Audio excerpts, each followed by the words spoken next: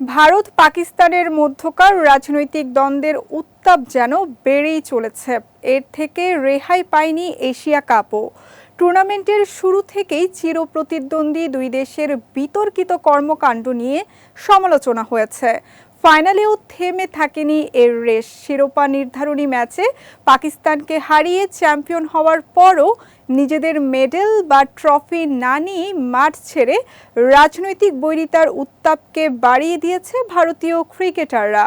Asia কাপের ৪১ বছরের ইতিহাসে গতকাল রাতে প্রথম ফাইনালে মুখোমুখি হয় ভারত পাকিস্তান।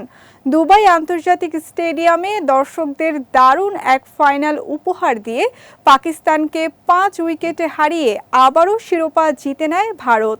এ নিয়ে নবমবারের মতো এশিয়া কাপের শিরোপা জিতল ম্যান ইন ব্লুরা। তবে পুরস্কার বিতরণী মঞ্চে শুরু হয় আসল নাটকীয়তা। ফাইনালে ম্যাচ সেরার পুরস্কার নেন তিলক ভার্মা। টুর্নামেন্ট সেরার স্বীকৃতি গ্রহণ করেন অভিষেক শর্মা। এছাড়া কুলদীপ যাদবের হাতে ওঠে সর্বোচ্চ উইকেট শিকারীর পুরস্কার। এই তিনটি ব্যক্তিগত পুরস্কার তারা অন্যান্য অতিথিদের কাছ থেকে গ্রহণ করলেও পাকিস্তানি কর্মকর্তা মহসিন নাকভিকে উপেক্ষা করেন। Walton switch, stylish and elegant. নাটকীয়তা চরমে পৌঁছায় পুরস্কার বিতরণীর শেষ পর্যায়ে এসে। ব্যক্তিগত পুরস্কার দেওয়ার পর ভারতীয় দলকে মেডেল ও ট্রফি দেওয়ার কথা ছিল, কিন্তু তখনই মঞ্চ থেকে নেমে হাঁটতে শুরু করেন নাকভি। তার সঙ্গে একে একে নেমে যান অতিথিরাও। কারণ এশিয়ান ক্রিকেট কাউন্সিল ও পাকিস্তান ক্রিকেট বোর্ডের চেয়ারম্যান হওয়ায় নাকভির হাত থেকে পুরস্কার নিতে অস্বীকৃতি জানিয়েছে চ্যাম্পিয়ন ভারতীয় দল।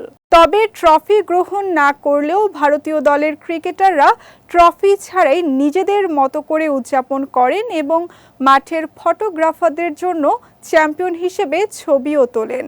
এদিকে বিসিসিআই সচিব দেবজিৎ সাইকিয়া এএনআইকে বলেছেন, মহসিন নাকভি পাকিস্তানের গুরুত্বপূর্ণ রাজনৈতিক নেতা হওয়ায় তার কাছ থেকে ট্রফি গ্রহণে অনিচ্ছুক ভারত। তবে এর মানে এই নয় যে ট্রফি ও পদকগুলো পাকিস্তানের সঙ্গে থেকে যাবে। দ্রুতই ট্রফি ও পদকগুলো ভারতের হাতে তুলে দেওয়া হবে বলেও আশা প্রকাশ করেন বিসিসিআই সচিব। অন্যদিকে আইসিসির আগামী নভেম্বরে দুবাই সম্মেলনে এ ঘটনায় আনুষ্ঠানিকভাবে প্রতিবাদ জানাবে পাকিস্তান।